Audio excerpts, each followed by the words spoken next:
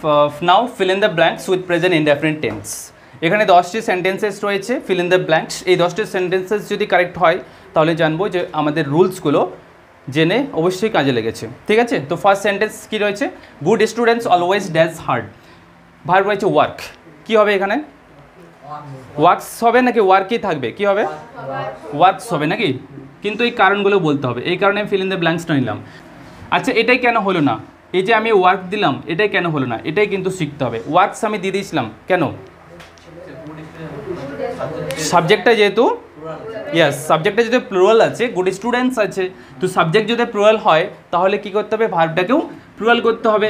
ওই কারণে এখানে এসটা দেওয়া চলবে না। এস দেওয়া মানেই হয়ে যাচ্ছে কি সিঙ্গুলার। বাহ, ভেরি গুড। কারণ এইভাবে যদি না শেখা হয় তাহলে কিন্তু মুখস্থ করতে হবে, এবং মুখস্থ থাকলে ভুল কিন্তু হতে বাধ্য। ওকে, সেকেন্ড সেন্টেন্স কি রয়েছে? Death dash to every one sooner or later. Verb রয়েছে কাম। কি হবে? কামস হবে। Death comes. এটা যেহেতু সিঙ্গুলার নাউন শো করছে, ডেথটা সিঙ্গুলার নাউন অর্থাৎ সিঙ্গুলার সাবজেক্ট হিসেবে কাজ করছে, ওই জন্য সিঙ্গুলার ভার্ব হচ্ছে কি কামস। আর এটা প্রেজেন্ট ইনডেফিনিট টেন্স। এখান থেকে আমি একটা কোশ্চেন করি, এটা প্রেজেন্ট ইনডেফিনিট টেন্স কেন হচ্ছে? Death comes to every one sooner or later. Every ওয়ানতে তো হ্যাবিট বোঝাচ্ছে না, চিরসত্য। ইয়াস, এটা ইউনিভার্সাল ট্রুথের মধ্যে পড়ছে। কারণ জানি তো হয়তো আগে পরে সবারই এক মৃত্যু হবেই, এটা আমাদের চিরসত্যি কথা। ওই জন্য এটা কোন রুলসের মধ্যে পড়ছে? ইউনিভার্সাল ট্রুথ বা চিরসত্য। Okay, very good.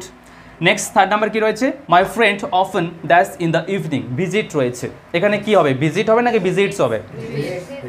ভিজিটস নাকি? এস যোগ হচ্ছে, SITS। আচ্ছা, কেন হলো ভিজিটস? কেন হলো? একটু লাউডলি সবাই বলতে হবে। কি হবে? ভিজিটস কেন হচ্ছে? মাই ফ্রেন্ড অফেন ভিজিটস, সাবজেক্টটা সিঙ্গুলার আছে। ইয়াস, মাই ফ্রেন্ড সিঙ্গুলার সাবজেক্ট, ওই জন্য এটা ভিজিটস হয়, অর্থাৎ V5 হয়েছে। একটা তো মনে রাখতে হবে, প্রেজেন্ট ইনডেফিনিট টেন্সে হয়তো V5 নয়তো V1 হতে পারে, এই দুটোর মধ্যেই তো হবে। তো আচ্ছা, এবার এখানে একটা কোশ্চেন আসছে যে মাই friend often visits in the evening. এটা ভিজিটসে কেন হলো? আমি বলতে চাইছি যে এটা প্রেজেন্ট ইনডেফিনিট টেন্সেই কেন হলো? তার তো একটা কারণ আছে। Yes, very good. কী আছে? অফেন আছে। হ্যাঁ, অফেন ওয়ার্ডটা, এই অ্যাডভার্বটা কিন্তু আমরা শিখলাম। একটা জায়গায় আমি লিখে দিয়েছিলাম না যে অফেন থাকবে, আর কি থাকবে? ডেইলি থাকবে, ওয়ান্স থাকবে, থ্রাইস থাকবে। তো এগুলো যদি থাকে তাহলে সেই সেন্টেন্সটা প্রেজেন্ট ইনডেফিনিট টেন্সের মধ্যে পড়বে। Okay, fourth, our school dash again on January 5th। Start verb রয়েছে, এখানে কি হবে? স্টার্টস নাকি স্টার্ট? স্টার্টস। ইয়েস, V5 আর V1 কি হবে? V5 হবে। Starts, our school starts, V5 হবে তো? V5 হবে, কারণ আওয়ার স্কুল তো সিঙ্গুলার সাবজেক্ট আছে না। Our school starts again on January 5th। আচ্ছা, এটার বেঙ্গলি মিনিংটা কি হবে? Our school starts again on January 5th, মানে আমাদের স্কুল আবার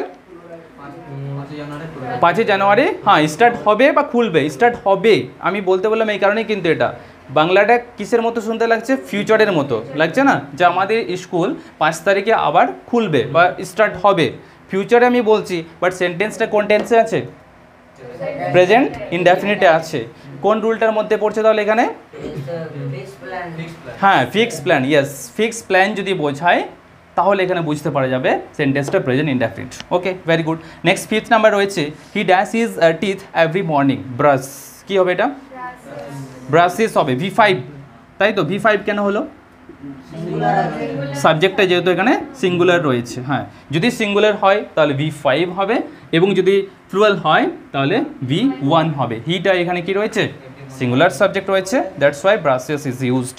ওকে, 5 হলো। নেক্সট স্লাইডে আমরা 5টা আরও সেন্টেন্স দেখে নিচ্ছি।